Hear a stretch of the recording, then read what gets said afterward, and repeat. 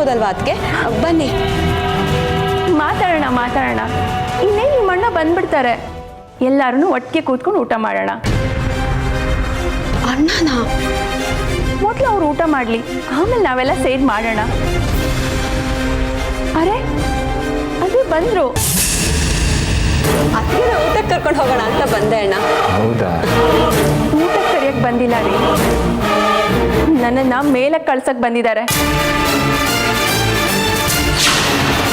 ಇದೆಲ್ಲ ಮಾಡ್ಸಿರೋದು ಯಾರು ಗೊತ್ತಾ? ನಿಮ್ಮ ಚಿಕ್ಕಮ್ಮ.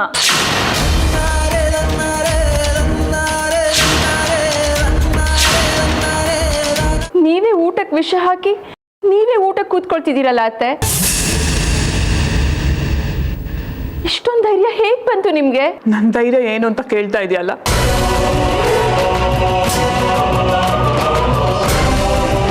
ನಿಂತಿದ್ದಾನಲ್ಲ ಅವನೇ ನನ್ನ ಧೈರ್ಯ. ನಿಮ್ಮಪ್ಪ ಇದ್ರೆ ಸಾಕು ನನಗೆ.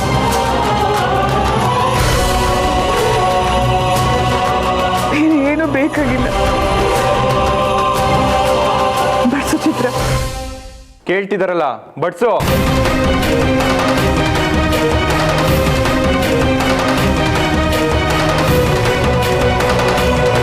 ಚಿತ್ರ, ನನಗೆ ಊಟಕ್ಕೆ ಬಡ್ಸಕ್ಕೆ ಕಷ್ಟ ಆಗ್ತಾ ಇರ್ಬೇಕಲ್ವಾ? ನಾನೇ ಬಡಿಸ್ಕೋತೀನಿ.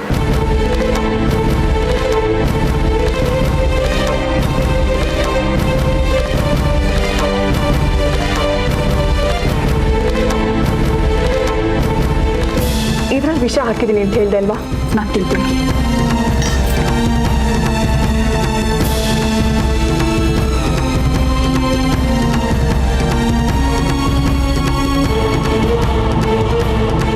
ಇದಕ್ಕೆ ವಿಷ ಹಾಕಿದ್ದೀನಿ ಅಂತ ಹೇಳ್ದೆ ಅಲ್ವಾ? ನೋಡು, ಇದನ್ನು ತಿಂತೀನಿ.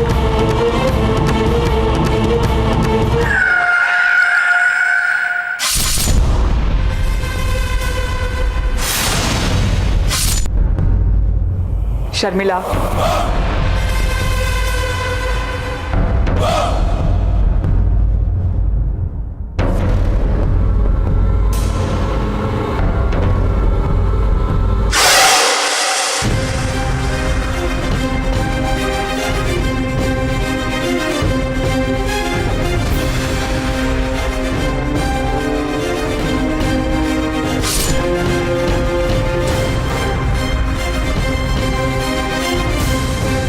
ಬಸ್ರಿ ಹೆಂಗ್ಸಲ್ವಾ? ನೀನು ಚೆನ್ನಾಗಿ ಊಟ ಮಾಡಬೇಕು ಅಂತ ನಾನೇ ನನ್ನ ಕೈಯಾರೆ ಅಡುಗೆ ಮಾಡಿದೆ. ಆದರೆ ಏನು ಮಾಡ್ತೀಯ, ನಾನೇ ತಿನ್ನೋ ಹಾಗಾಯಿತು. ನೀನು ಊಟಕ್ಕೂ ಅನುಮಾನ ಪಡ್ತೀಯ ಅಂತ ನನಗೆ ಗೊತ್ತಿರಲಿಲ್ಲ ಚಿತ್ರ. ನೋಡು, ಅದೇ ಊಟನ ನಾನು ತಿಂದಿದ್ದೀನಿ. ನನ್ನ ಮೇಲೆ ಯಾಕೆ ಇಷ್ಟೊಂದು ವಿಷ ಕಾಡ್ತೀಯ ಚಿತ್ರ?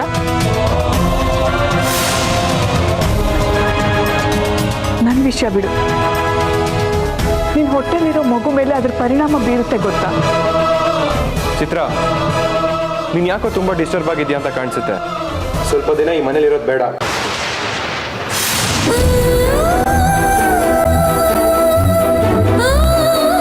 ನಿಮ್ಮ ತಾಯಿ ಮನೆಗೆ ಹೋಗು. ನಿನಗೇನೇನು ಬೇಕೋ ಎಲ್ಲ ವ್ಯವಸ್ಥೆ ನಾನು ಮಾಡ್ತೀನಿ. ನಿನ್ನಿಂದ ಎಲ್ಲರೂ ತಾವೇನು ಅಂತ ಪ್ರೂವ್ ಮಾಡ್ಕೊಳ್ಳೋ ಹಾಗಾಗಿದೆ. ಮುಂಚೆ ಎಷ್ಟು ನೆಮ್ಮದಿಯಾಗಿತ್ತು ಈ ಮನೆ, ಈಗ ನರಕ ನರಕ ಆಗ್ತಿದೆ. ಪ್ರತಿ ಕ್ಷಣ ನಿನ್ನ ಮಾತಿಂದ ನನಗೆ ಚುಚ್ಚಿದಾಗ ಆಗ್ತಾ ಇದೆ. ನಿನಗೆ ಹೇಗೆ ಅರ್ಥ ಮಾಡಿಸ್ಬೇಕು ಅಂತಾನೆ ಗೊತ್ತಾಗ್ತಾ ಇಲ್ಲ. ಒಂದು ಕೆಲಸ ಮಾಡು, ನೀನು ಸ್ವಲ್ಪ ದಿನ ನಿಮ್ಮ ತಾಯಿ ಮನೆಗೆ ಹೋಗು. ನಿನ್ನ ಮೈಂಡ್ ಆದರೂ ಚೇಂಜ್ ಆಗುತ್ತೆ. ಬೇಡ ಅಂದ ತಕ್ಷಣ ಕೈ ತೊಳ್ಕೊಳ್ಳೋಕ್ಕೆ ಜೀವನ ಅನ್ನೋದು ಊಟ ಅಲ್ಲ ಮುತ್ತು. ಸ್ವಲ್ಪ ಯೋಚನೆ ಮಾಡಿ ನಿರ್ಧಾರ ತಗೋ. ಬಸ್ರಿ ಹೆಂಗಸನ್ನ ಮನೆ ಬಿಟ್ಟು ಹೋಗು ಅಂತ ಹೇಳ್ತಾರೆ. ಚಿತ್ರ, ನೀನು ಅವನ ಮಾತನ್ನ ಮನಸ್ಸಿಗೆ ಹಾಕ್ಕೋಬೇಡ. ನೀನು ಕುತ್ಕೋ, ನಾನು ಊಟ ಮಾಡಿಸ್ತೀನಿ. ನೀನು ಬಸ್ರಿ ಹೆಂಗಸು, ಚೆನ್ನಾಗಿ ಊಟ ಮಾಡಬೇಕಲ್ವಾ? ನೀನು ನೋಡಿದ್ರೆ ಇದ್ರಲ್ಲಿ ನಾನು ವಿಷ ಹಾಕಿದ್ದೀನಿ ಅಂತ ಹೇಳ್ತೀಯ.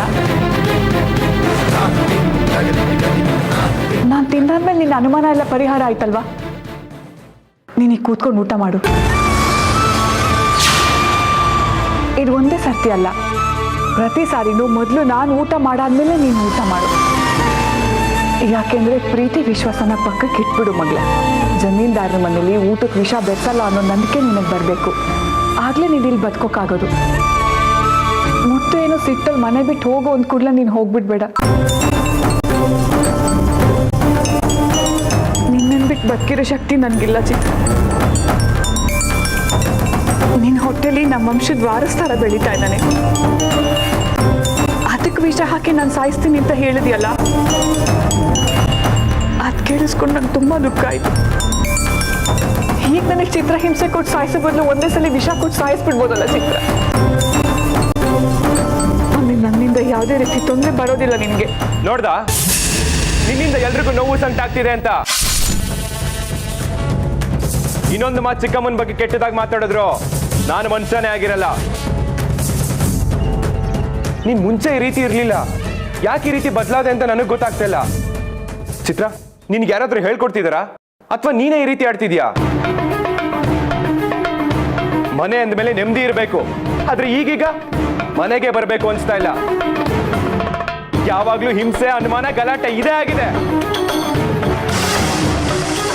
ಕೆಲಸ ಮುಗಿಸಿ ನೆಮ್ಮದಿಯಾಗಿರೋಣ ಅಂತ ಮನೆಗೆ ಬರ್ತೀವಿ, ಇಲ್ಲೂ ಇದೇ ರೀತಿ ಆದ್ರೆ ನಾವು ನೆಮ್ಮದಿ ಹುಡ್ಕೊಂಡು ಎಲ್ಲಿಗೆ ಹೋಗ್ಬೇಕು? ಎಲ್ಲಾದ್ರೂ ಕಣ್ಣಿಗೆ ಕಾಣ್ದಿರೋ ಜಾಗಕ್ಕೆ ಹೋಗ್ಬೇಕು ಅಷ್ಟೇ.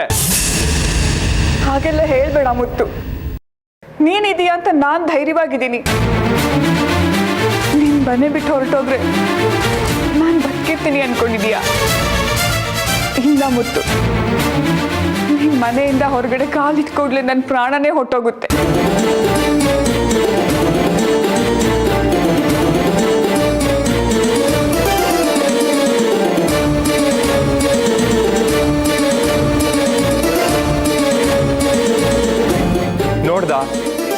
ನೋಡ್ದ ಚಿತ್ರ, ಹೇಗ್ ತನ್ನ ಮಗನ್ಗೋಸ್ಕರ ಚಡ್ಪಡಿಸ್ತಿದ್ದಾರೆ ಅಂತ.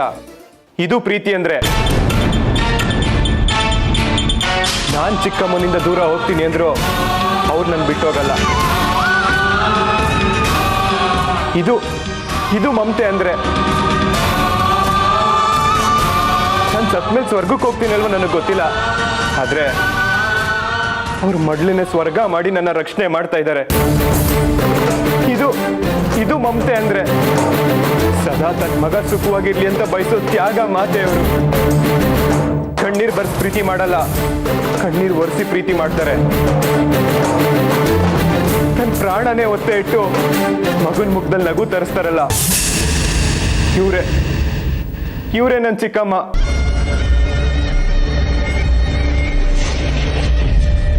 ದೇವತೆ ತರ ಇರೋ ನನ್ನ ಚಿಕ್ಕಮ್ಮನ ಮೇಲೆ ಅನುಮಾನ ಪಡ್ತೀಯಲ್ಲ, ನಿನಗೆ ಈ ಜನ್ಮದಲ್ಲಿ ಅರ್ಥ ಆಗಲ್ಲ ಬಿಡು. ರೀ, ಒಂದ್ ನಿಮಿಷ ನಿಂತ್ಕೊಳ್ಳಿ, ನನ್ನ ಮಾತು ಕೇಳಿ.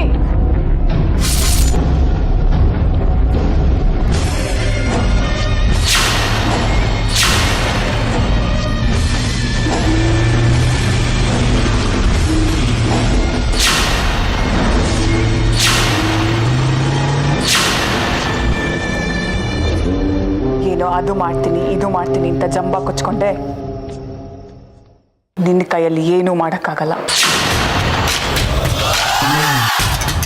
ಇದು ಚಿಕ್ಕ ವಿಷಯ, ಇನ್ನು ಹೋಗ್ತಾ ಹೋಗ್ತಾ ದೊಡ್ಡ ವಿಷಯಗಳು ಅರ್ಥ ಆಗುತ್ತೆ. ಅರ್ಥ ಆಗಲಿಲ್ಲ ಅಂತ ಇಟ್ಕೋ, ಈ ನೀಲಾಂಬರಿ ಅರ್ಥ ಮಾಡಿಸ್ತಾಳೆ. ನನ್ನ ಬತ್ತಳಿಕೆಯಲ್ಲಿ ತುಂಬ ಬಾಣಗಳಿದೆ ಚಿತ್ರ. ಒಂದೊಂದು ಬಾಣದ ಏಟಲ್ಲೂ ನೀನು ನರಕ ಅನುಭವಿಸ್ತೀಯ. ಇದನ್ನೆಲ್ಲ ತಡ್ಕೊಳ್ಳೋ ಶಕ್ತಿ ನಿನಗಿದೆಯಾ ಅಂತ ಒಂದೇ ಒಂದ್ಸಲಿ ಯೋಚನೆ ಮಾಡಿ. ಇನ್ನು ಮುಂದೆ ನೀನು ಏನೇ ಹೇಳಿದ್ರು ಆ ನಾಯಿ ನಂಬೋದಿಲ್ಲ. ನಿನ್ನ ಮಾತೆಲ್ಲ ಅವನಿಗೆ ಸುಳ್ಳು ಅಂತಲೇ ಕೇಳಿಸುತ್ತೆ. ಈಗ ನಿನ್ನ ನಾನೇ ಸಾಯಿಸಿದೆ ಅಂತ ಇಟ್ಕೋ, ಅವನದನ್ನು ನಂಬೋದಿಲ್ಲ. ಯಾಕೆ ಸಾಯಿಸಿದೆ ಅಂತಲೂ ಕೇಳೋದು. ಇದು ನೀಲಾಂಬರಿ ಸಾಮ್ರಾಜ್ಯ. ತಲೆ ತಗ್ಸಿ ನಡಿಬೇಕೆ ಹೊರತು ತಲೆ ಎತ್ತಿ ಬದುಕಬಾರ್ದು. ಒಂದು ವೇಳೆ ತಲೆ ಎತ್ತಿ ನಡೆದೆ ಅಂತ ಇಟ್ಕೋ, ಸಾವು ಹೇಗೆ ಬರುತ್ತೆ ಅನ್ನೋದು ಯಾರಿಗೂ ಗೊತ್ತಾಗೋದಿಲ್ಲ.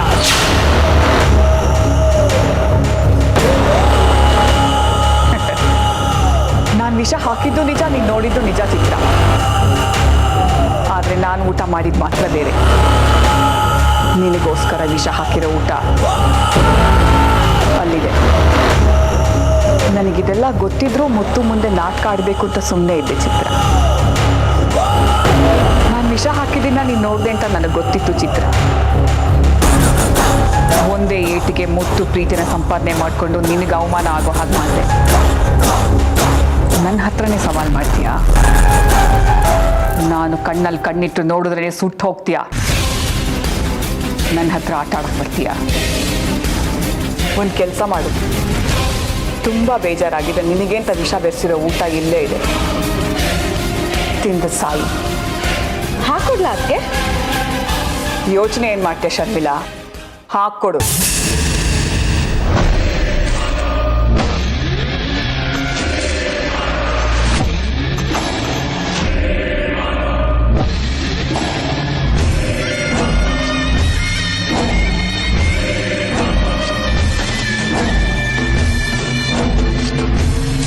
ತಗೊಳ್ಳಿ ಅದಕ್ಕೆ, ಊಟ ಮಾಡಿ. ಅಲ್ಲಿಟ್ಟಿರ್ತೀನಿ, ಆಮೇಲೆ ಕೂತ್ಕೊಂಡು ನಿಧಾನವಾಗಿ ಊಟ ಮಾಡಿ.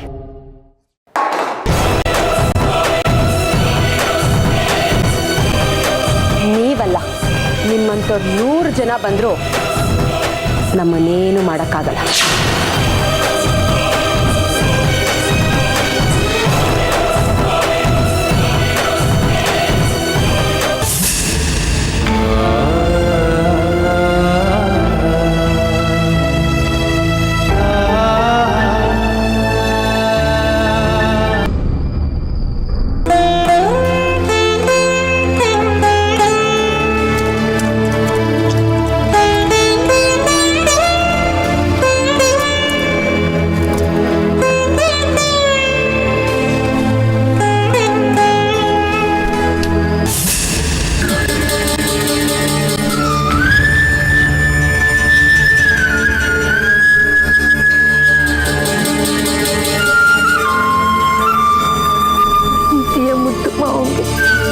ಪ್ರೀತಿಯ ಚಿತ್ರ ಬರೀತಾ ಇರೋ ಪತ್ರ. ನಾವಿಬ್ರು ಒಟ್ಟಿಗೆ ಇದ್ರೂ ನಾನು ಮಾತ್ರ ನಿಮ್ಮಿಂದ ತುಂಬ ದೂರ ಇದ್ದೀನಿ ಅನ್ನಿಸ್ತಾ ಇದೆ. ನನಗೆ ಪತ್ರ ಬರೆಯೋ ಅರ್ಹತೆ ಇದೆಯೋ ಇಲ್ವೋ ಗೊತ್ತಿಲ್ಲ, ಆದರೆ ನನಗನ್ಸಿದ್ದನ್ನ ನಿಮ್ಮ ಹತ್ರ ಹೇಳ್ಕೋಬೇಕು ಅನ್ನಿಸ್ತಿದೆ ಮಾವ.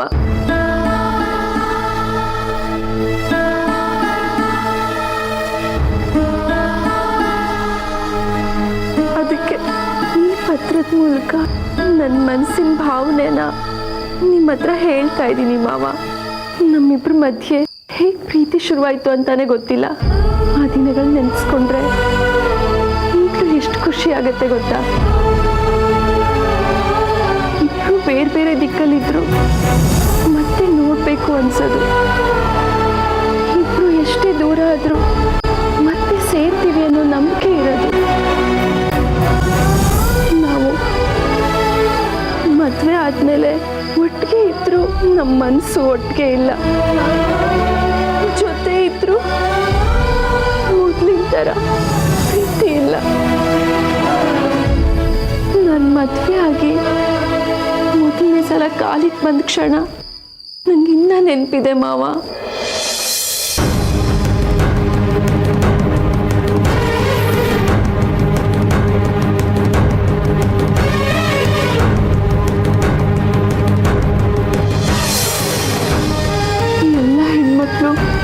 ಮದುವೆಯಾಗಿ ಗಂಡನ ಮನೆಗೆ ಬರಬೇಕಾದ್ರೆ ಆಸೆ ಆಕಾಂಕ್ಷೆಗಳನ್ನು ಹೊತ್ತಿರ್ತಾರೆ. ನಾನು ಹಾಗೆ ಬಂದೆ. ತಪ್ಪ ಮಾವ? ಅಮ್ಮ, ನೀವಿಲ್ಲಿ ಆರಾಮಾಗಿ ಕೂತಿದ್ದೀರಾ, ಅಲ್ಲಿ ಚಿತ್ರ ಹತ್ಕೊಂಡು ಮುತ್ತಣ್ಣಂಗೆ ಪತ್ರ ಬರೀತಿದ್ದಾಳೆ. ಪತ್ರ ತಾನೇ ಬರೀಲಿ ಬಿಡು, ನಾನು ಅವಳ ಹಣೆ ಬರನ ಬರಿತೀನಿ. ಅರ್ಥ ಆಗ್ಲಿಲ್ಲ ಅಲ್ಲ? ಮುಂದೆ ನೋಡ್ತಾ ಇರು.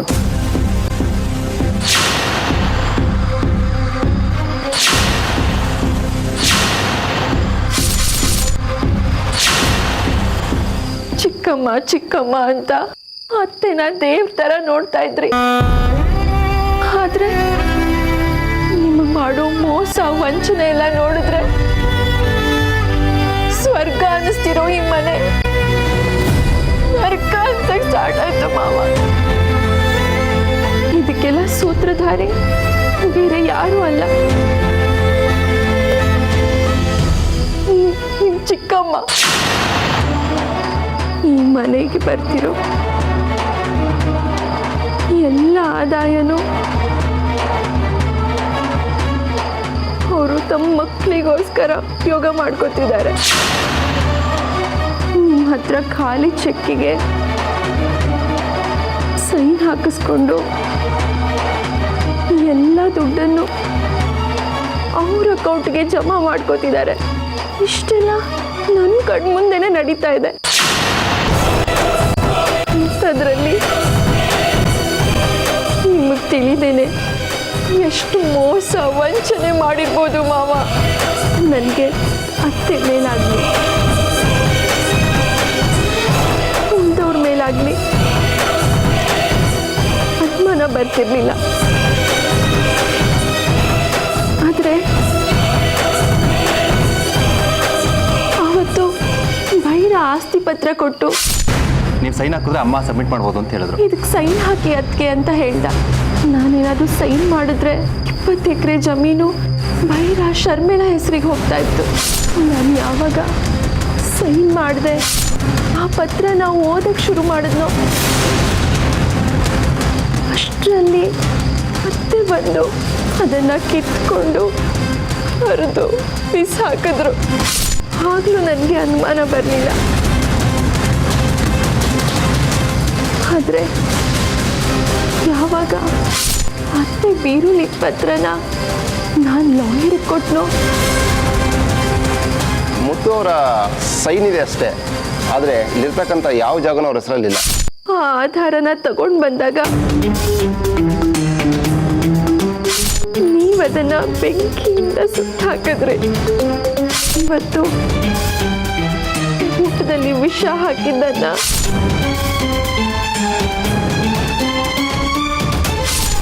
ನಾನೇ ನೋಡಿದ್ದೀನಿ.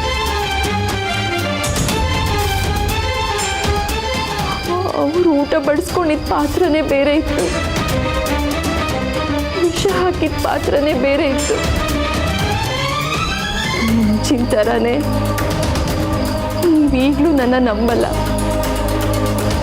ನೀವು ಕಣ್ಣು ಮುಚ್ಕೊಂಡು ಅವರನ್ನು ನಂಬ್ತಾ ಇರೋದು ಅವ್ರಿಗೆ ಇನ್ನಷ್ಟು ಆನೆ ಬಲ ಬಂದಾಗಿದೆ. ನಮ್ಗೆ ಹುಟ್ಟೋ ಮಗು ಜೊತೆ ನಾವೆಲ್ಲರೂ ದೂರ ಹೋಗಿ ಬದುಕೋಣ. ನಂಗೆ ನಿಮ್ಮ ಜೊತೆ ಜಗಳ ಮಾಡ್ಕೊಂಡಿರಕ್ಕೆ ಇಷ್ಟ ಇಲ್ಲ ಮಾವ.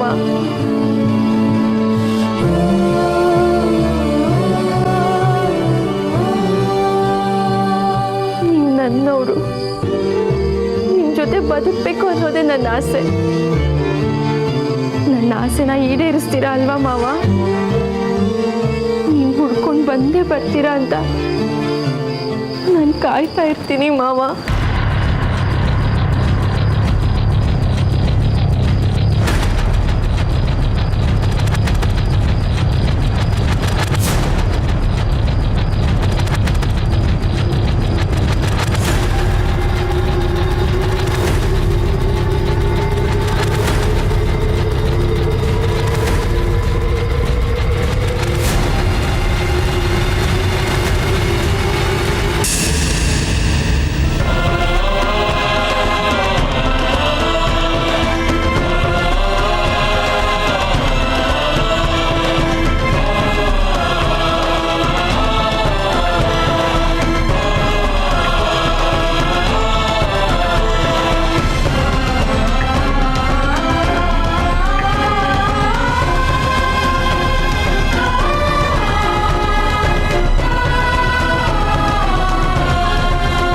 ಏನಮ್ಮ ಮುದ್ದಿನ ಸೊಸೆ, ಇಷ್ಟು ಬೇಗ ಸೋಲೊಪ್ಕೊಂಡು ಇಲ್ಲಿ ನಿನ್ನ ಆಟ ಏನು ನಡೆಯಲ್ಲ ಅಂತ ಹೊರಟುಬಿಟ್ಯಾ?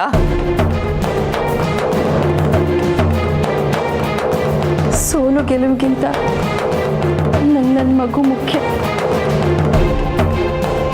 ನಿಮ್ಮ ಜೊತೆ ನನ್ನ ಮಗು ಬೆಳೆದ್ರೆ ನಿಮ್ಮ ಥರನೇ ಆಗ್ಬಿಡುತ್ತೆ. ಈ ಮನೆ ಪ್ರತಿ ವಸ್ತುನಲ್ಲೂ ವಿಷ ಇದೆ. ನನ್ನ ಮಗು ಈ ಥರ ವಿಷ ಜಂತುಗಳ ಜೊತೆ ಬೆಳೆಯಕ್ಕೆ ನಾನು ಇಷ್ಟಪಡಲ್ಲ.